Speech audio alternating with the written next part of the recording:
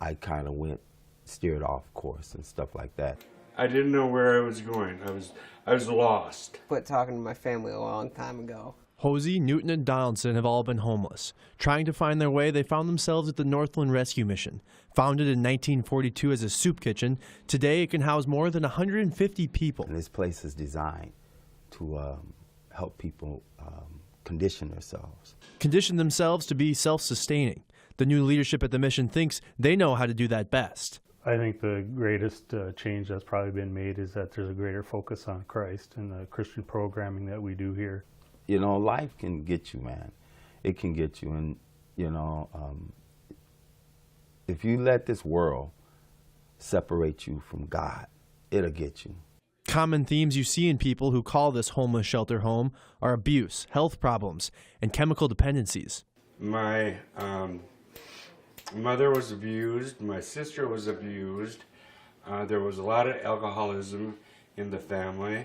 So I learned at a young age how to get plastered.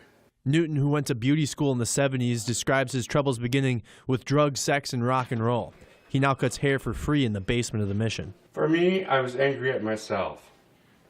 I don't know, and a lot of people are angry at themselves for getting into this situation.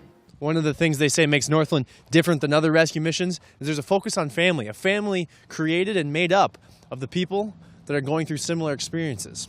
Donaldson and Hosey found they shared common ground with their mothers. She would read me Bible stories at night and sing, and you know, she was a great woman. And at about 12, 13, I lost her, you know. Came home from school and she was dead, you know. And so that's kind of where I kind of just ascended into madness, I guess. I felt pretty alone because, you know, I was bullied at school, picked on at home, just bullied. And, you know, I wanted some friends, so, you know, that's where I kind of got into the world of drugs. I came home to my mother she was deceased, and in my bed, and I found her. So in my bed, you know, so at 15, you know, when he said that, and my mother was everything to me. Hosey says he would lie on his bed with his dead mother for an hour before calling his aunt. You know, and Tobias said something the other day. We was having a Bible study thing in here, and he was saying that his mother was his rock. And it got real up in here because, you know, I felt his pain, and he was looking around, and he was like, you can feel it. Like I knew exactly, I was staring at him, and I knew exactly what he was going through.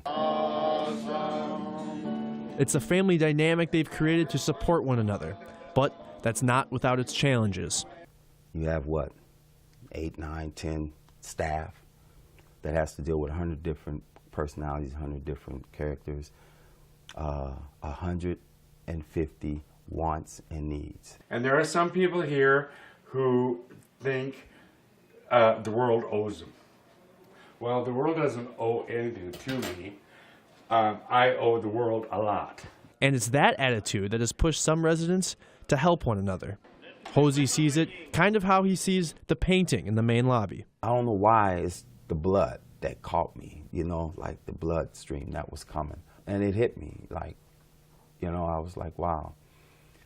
And it was Jesus, and it was like that man was being rescued. It was an impactful moment for Hosey. That picture represents what this place stands for. That next day, like, you know, I woke up and I knew that then I was like, man, I'm gonna do something up in here. I'm gonna help. I'm gonna do something, you know. And I just like that blood flowed. My spirits, I just flowed, man, and I just flowed through this place, man.